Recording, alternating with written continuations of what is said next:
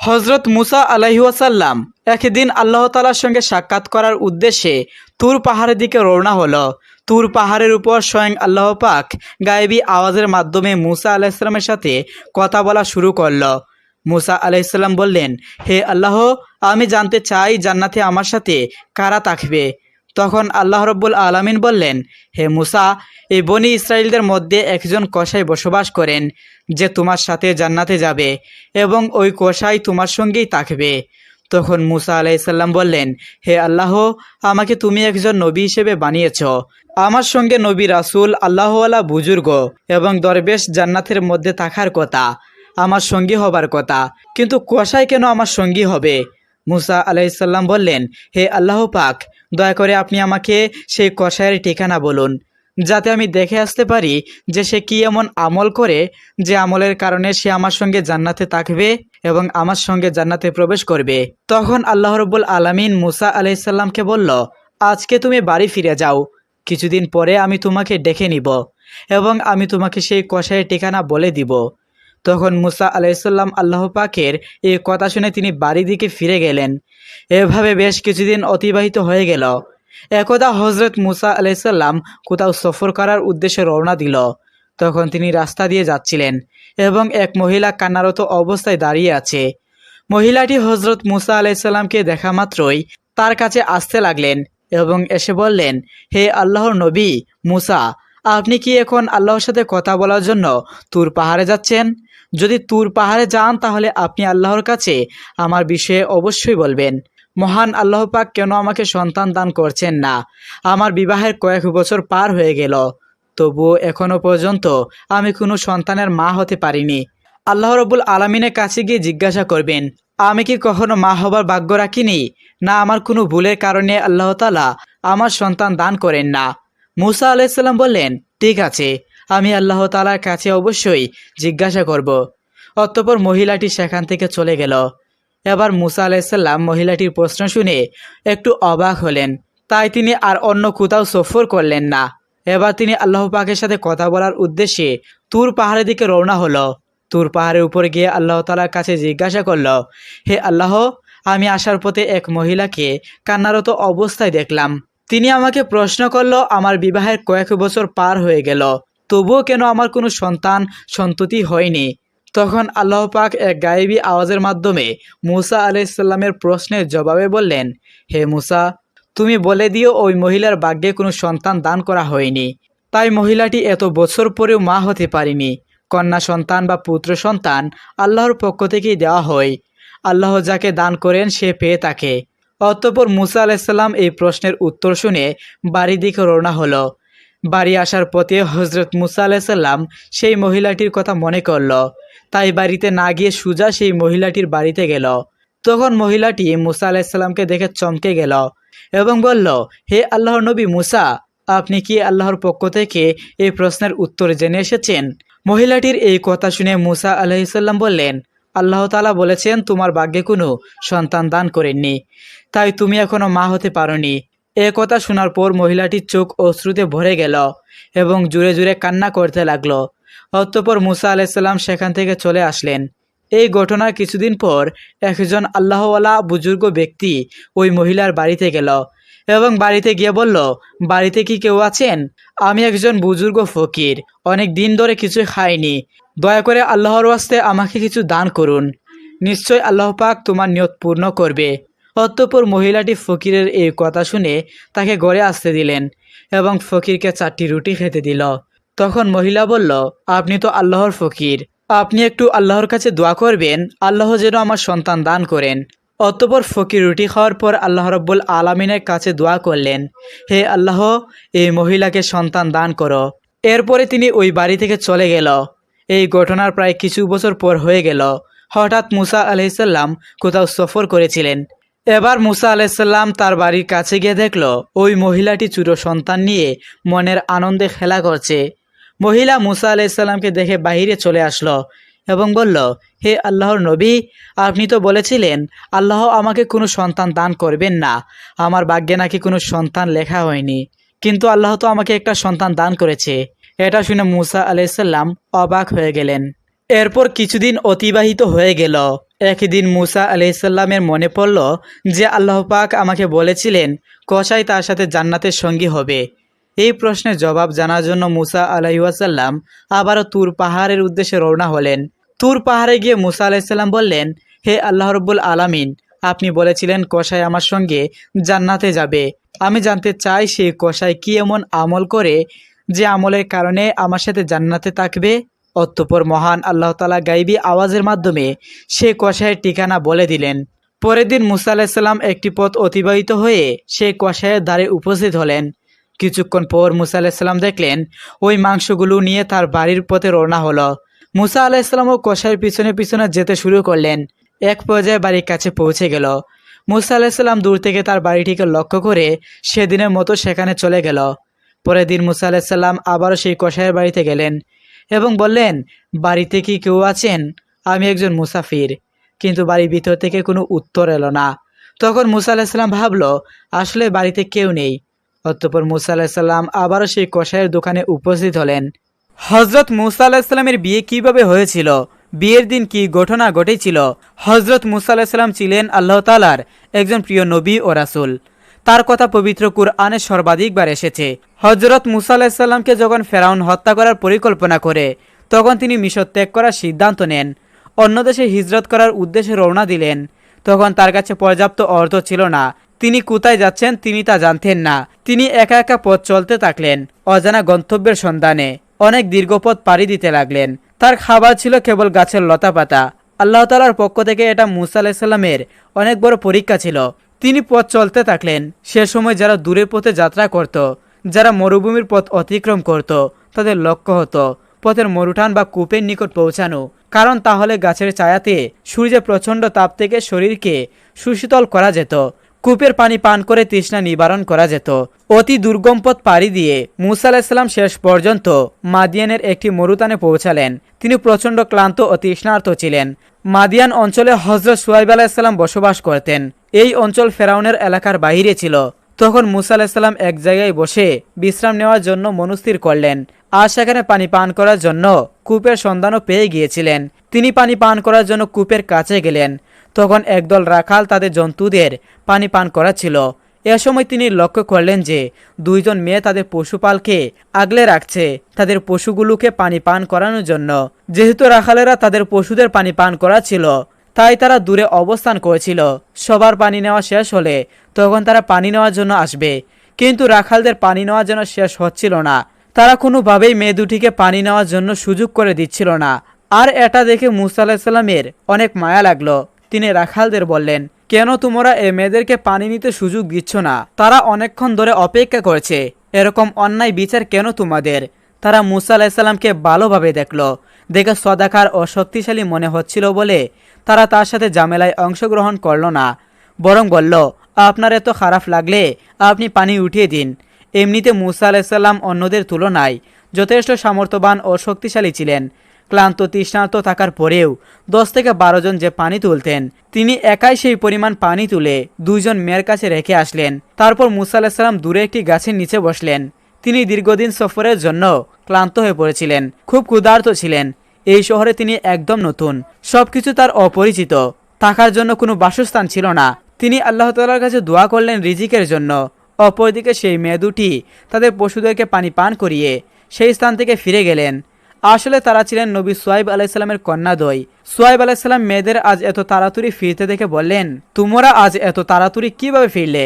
তখন তারা বলল, আজ আমরা এক সৎ পুরুষের দেখা পেয়েছি, যিনি আমাদেরকে সাহায্য করেছেন।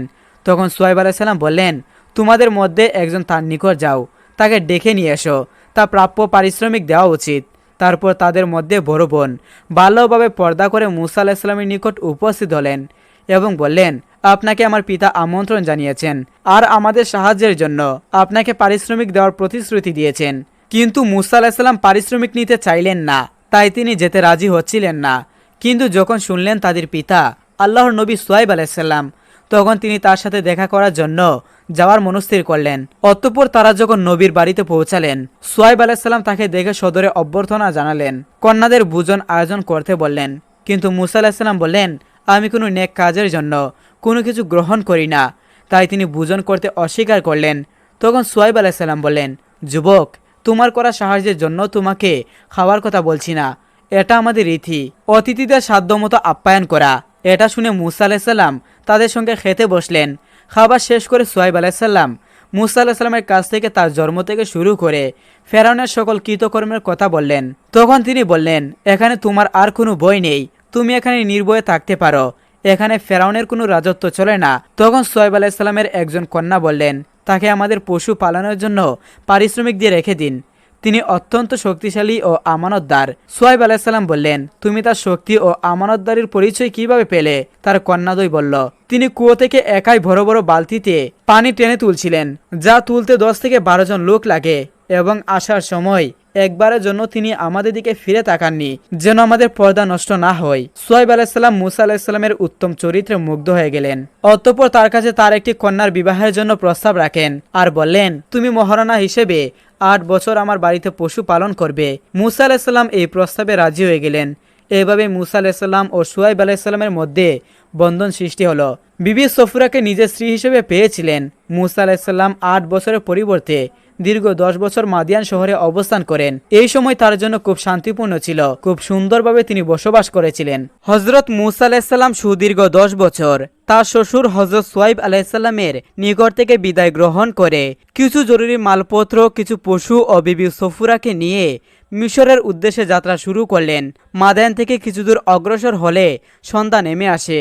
তখন তারা সেখানে তাঁবু ফেলে রাত্রি যাপনের ইচ্ছা করলেন। বিবি সফুরা ছিলেন গর্ভবতী। পথিমধ্যে তার প্রসব বেদনা শুরু হয়ে যায়। হজরত মুসা আলাইসাল্লাম এই অবস্থা দেখে চিন্তিত হয়ে পড়লেন। চতুর্দিকে ঝড় বৃষ্টি আরম্ভ হয়। তাদের ধারণা ছিল অল্প সময়ের মধ্যে ঝড় বৃষ্টি শেষ হয়ে যাবে, কিন্তু ঘটনা ঘটল তার বিপরীত। ঝড় ক্রমাগত বৃদ্ধি পেল, ঠান্ডা বাতাস সকলে কাঁপতে আরম্ভ করল, কিন্তু সঙ্গে আগুন জ্বালানোর জন্য কোনো ব্যবস্থা ছিল না, যাতে করে তারা এক ভয়ানক সমস্যার সম্মুখীন হলো। হজরত মুসা আলাইসাল্লাম তখন তাঁবুর বাহিরে এসে চারদিক তাকিয়ে দেখছিলেন কোথাও কোনো আলো আছে কিনা। তাকিয়ে দেখতে পেলেন পাহাড়ের উপর অনেকগুলো বাতি জ্বলছে। তখন মুসা আলাইসাল্লাম এখান থেকে আগুন সংরক্ষণ করার জন্য সেদিকে রওনা দিলেন। বিবি সফুরাকে বললেন, তুমি একটু সময় অপেক্ষা করো, আমি আগুন নিয়ে ফিরছি। মুসা আলাইসাল্লাম আলো দেখে সেদিকে হাঁটতে লাগলেন। অনেক দূর গেলেন, তবু পাহাড়ের কাছে পৌঁছাতে পারলেন না। মনে হলো যেন পাহাড়টি ক্রমাগত দূরে সরে যাচ্ছে। তবুও তিনি প্রাণপণে হাঁটতে লাগলেন। দীর্ঘ সময় পরে তিনি পাহাড়ে উঠলেন। তিনি সেখানে দেখতে পেলেন এক প্রকার গাছের শাখা প্রশাখায় আগুন জ্বলছে। তখন তিনি শুকনো ডাল হাতে নিয়ে স্পর্শ করলেন, যাতে ডালটিতে আগুন ধরে, কিন্তু বহুবার চেষ্টা করেও তিনি আগুন জ্বালাতে পারলেন না। তখন মুসা আলাইসাল্লাম খুবই হতাশ হয়ে পড়লেন। এমন সময় আল্লাহ রাব্বুল আলামিন বললেন, হে মুসা, আপনি এখন কুয়া উপত্যকায় পৌঁছিয়েছেন, আপনি আপনার পায়ের জুতা খুলে নিন, আমি আপনার সাথে কথা বলতে চাই। আপনি গাছের শাখা প্রশাখায় যে আলো দেখতে পাচ্ছেন সেটি আগুন নয়, সেটি আমার নূরের উজ্জ্বলতা মাত্র। আমি আপনাকে আমার নবী হিসেবে পছন্দ করি, অতএব আপনি পাঠ করুন, লা ইলাহা ইল্লাল্লাহু মুসা কারিমুল্লাহ। অতঃপর আপনি সর্বদাই আমার কথা স্মরণ করুন এবং নিয়মিত সালাত আদায় করুন। সমগ্র পৃথিবীর মানুষকে এ কালেমা দাওয়াত দিন। পৃথিবীতে আল্লাহ তাআলার আইন প্রতিষ্ঠার লক্ষ্যে জিহাদ করুন। হজরত মুসা আলাইসাল্লামের হাতে একটি লাঠি ছিল। তখন আল্লাহ রাব্বুল আলামিন মুসা আলাইসাল্লামকে প্রশ্ন করলেন, হে মুসা, আপনার ডান হাতে ওটা কি? তখন মুসা আলাইসাল্লাম জবাব দিলেন, এটা আমার লাঠি, এটার উপর আমি ট্যাস দিয়ে বিশ্রাম করি, ওটা দ্বারা আমি মেসের জন্য পাতা পারি, এছাড়া আমি এটা দিয়ে আরও অনেক কাজ করি। আল্লাহ তাআলা তখন মুসা আলাইসাল্লামকে নির্দেশ দিলেন, আপনার লাঠিটা মাটিতে ফেলে দিন। মুসা আলাইসাল্লাম আল্লাহ তাআলার নির্দেশ অনুযায়ী লাঠিটি মাটিতে ফেলে দিলেন। অমনিতে লাঠিটি বিরাট অজগর সাপের রূপ ধারণ করল। হজরত মুসা আলাইসাল্লাম এই দৃশ্য দেখে ভয় পেয়ে গেলেন। তখন আল্লাহ রাব্বুল আলামিন বললেন, হে মুসা, আপনি সাপটি ধরুন, ভয় পাবেন না, এটা পূর্বের অবস্থায় ফিরে আসবে। যখন মুসা আলাইসাল্লাম ওটাকে ধরলেন তখন সেটা লাঠিতে পরিণত হলো। পরবর্তী পর্যায়ে আল্লাহ রাব্বুল আলামিন মুসা আলাইসাল্লামকে বললেন, আপনি আপনার হাত বগলের ভিতরে ঢুকান এবং একটু সময় বের করুন, দেখবেন সেই হাত অতি উজ্জ্বল। মুসা আলাইসাল্লাম আল্লাহ রাব্বুল আলামিনের নির্দেশ অনুযায়ী বগলের ভিতর হাত ঢুকালেন। তখন দেখা গেল হাতখানি সূর্যের ন্যায় অতি উজ্জ্বল আলো বের হচ্ছে, যাতে পৃথিবীর এক প্রান্ত থেকে অপর প্রান্ত পর্যন্ত আলোকিত হয়ে গিয়েছে। একদিন আল্লাহর নবী হজরত মুসা আলাইসাল্লাম আল্লাহর সাথে কথা বলার জন্য কুহিতু পাহাড়ে যাচ্ছিলেন। যাওয়ার সময় রাস্তায় একজন মহিলা হজরত মুসা আলাইসাল্লামকে বললেন, হে মুসা আলাইসাল্লাম, আমি নিঃসন্তান, আমার কোনো সন্তান জন্ম হয়নি। আপনি যেহেতু তুর পাহাড়ে যাচ্ছেন আল্লাহ তাআলার সাথে কথা বলার জন্য, তাই আপনি আল্লাহ তাআলাকে জিজ্ঞাসা করবেন আল্লাহ তাআলা কবে আমাকে সন্তান দান করবেন। অতঃপর হজরত মুসা আলাইসাল্লাম সেই মহিলাটির কথা শুনে কুহিতু পাহাড়ে চলে গেলেন এবং সেখানে তিনি আল্লাহ রব্বুল আলামিনকে সেই মহিলাটির সন্তানের ব্যাপারে কথা বললেন। আল্লাহ তাআলা বললেন তার ভাগ্যে কোনো সন্তান নেই। তখন মুসা আলাইসাল্লাম ফিরে এসে সেই মহিলাটিকে বললেন, আল্লাহ তাআলা বলেছেন তোমার ভাগ্যে কোনো সন্তান নেই। এটা শোনার পর সেই মহিলাটি খুবই কান্নাকাটি করতে লাগলেন, কারণ তার কাছে আর অন্য কোনো উপায় ছিল না, যেহেতু আল্লাহ তাআলা বলেছেন তার কোনো সন্তান হবে না। এর কয়েকদিন পর একদিন একজন ফকির সেই মহিলাটির ঘরে দরজায় এসে হাজির হলো এবং বলল যে আমি খুবই ক্ষুধার্ত, আমাকে কিছু খাবার দাও। এটা শোনার পর সেই মহিলাটি ঘরের বাহিরে এলেন। তখন সেই ফকিরটি ওই মহিলাকে বললেন, তুমি আমাকে যতগুলো রুটি দিবে আল্লাহ তাআলা তোমাকে ততগুলো সন্তান দান করবেন। ফকিরের মুখে এমন কথা শুনে সেই মহিলাটি খুশি মনে ফকিরকে 4টি রুটি দিলেন। ফকির 4টি রুটি নিয়ে খুবই খুশি হলেন এবং দোয়া করলেন আল্লাহ তাআলা তোমাকে 4টি সন্তান দান করুক।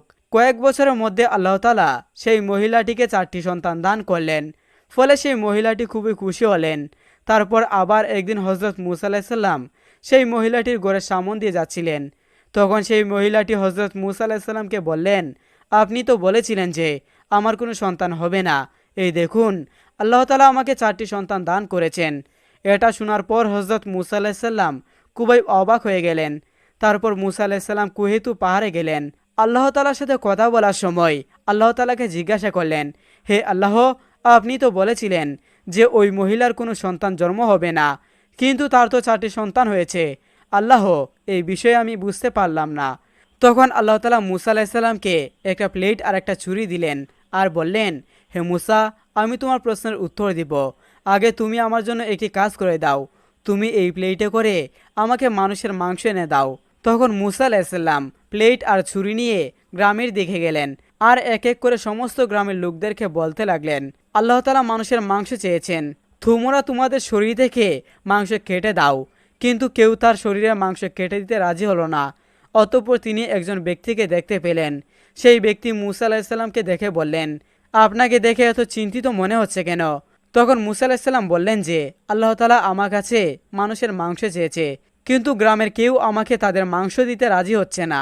কথাটা শোনার পর সেই ব্যক্তিটি ছুরি নিয়ে তার শরীরের অঙ্গ থেকে মাংস কেটে সেই প্লেটে ভরে দিলেন।